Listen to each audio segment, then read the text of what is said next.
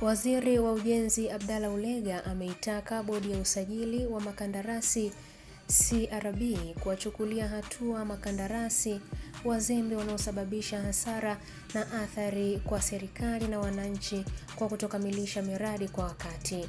Ulega ametoa agizo hilo leo Mei 15, 2025 mkoani Dar es Salaam wakati akifungua mkutano wa mashauriano na wadau wa sekta ya ujenzi kwa mwaka 2025.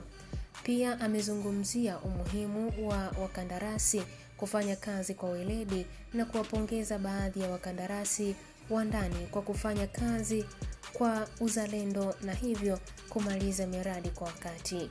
Kwa upande wake, makamu mwenyekiti wa bodi ya CRB, Mhandisi Farida Mawenya, ametoa wito kwa wakandarasi nchini kuepuka vitendo vya rushwa na kuwataka kushindana na haki ili kukuza sekta ya ukandarasi na uchumi wa nchi kwa ujumla. Akiwasilisha utekelezaji wa majukumu ya bodi, msajili wa bodi ya CRB, Mhandisi Robin Mkori, ameeleza kuwa katika kipindi cha mwaka 2024 bodi ilisajili makandarasi 1812 na hivyo kufanya idadi ya makandarasi hai waliosajiliwa kufikia 13596. Hii ni ABT Media na mimi ni Irene Nziku. Ndugu makandarasi na wadau wa sekta ya ujenzi, naiagiza bodi ya usajili ya makandarasi kusimamia kwa vitendo kwa kuwachukulia hatua kali makandarasi wote wanaothibitika kukiuka wajibu wao. Ikumbukwe kuwa makandarasi mna mchango mkubwa katika kuinua uchumi wa nchi yetu. Pale makandarasi wanaposhindwa kutimiza wajibu wao, wanachelewesha wananchi kupata huduma zinazokuwa zimekusudiwa na pia wanaitia serikali hasara. Na ndio maana mathalan juzi nilipata nafasi ya kwenda kukagua barabara kule Tanga, na nikakuta mkandarasi mzembe na tukamchukulia hatua. Lakini vile vile sikuishia tu kumchukulia hatua ile niliyotangaza pale. Nimewaagiza wataalamu wetu wakiongozwa na katibu mkuu. Sisi tumekuwa tukidaiwa fidia tunapofanya ucheleweshaji na mambo mengine. Ninyi nyote mnafahamu. Sasa yule mkandarasi hatudai sisi, tumemlipa fedha zote, lakini yuko nyuma ya muda kwa kiwango kikubwa sana. Nimewaagiza wataalamu, serikali inapaswa kumdai fidia yule pia kwa sababu ya uzembe aliyoufanya. Na kwa hivyo bodi ni lazima musimamie vyema mambo ya namna hii kwa miradi yote nchini. Ninyi mwe ni sehemu ya kutupa sisi ushauri.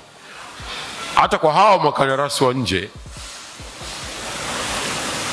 msituache bila kutupa ushauri juu ya performance zao.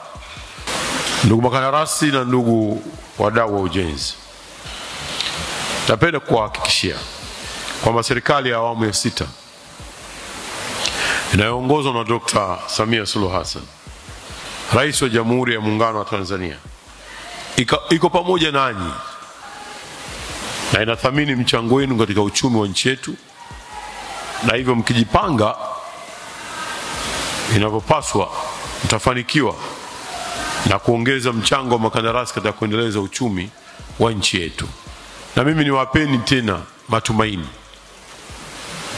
Najua jambo ambalo litachukua muda mwingi sana kujadiliwa katika mkutano huu wa mashauriano ni madeni ya makandarasi. Ninafahamu. Mimi naomba niwahakikishieni, ninaposema ni maelekezo ya Mheshimiwa Rais Daktari Samia Suluhu Hassan ya kwamba tutakapo kila kitu tunachokipata kipaumbele kiwe ni makandarasi wa ndani, ninasema hivi kwa dhati.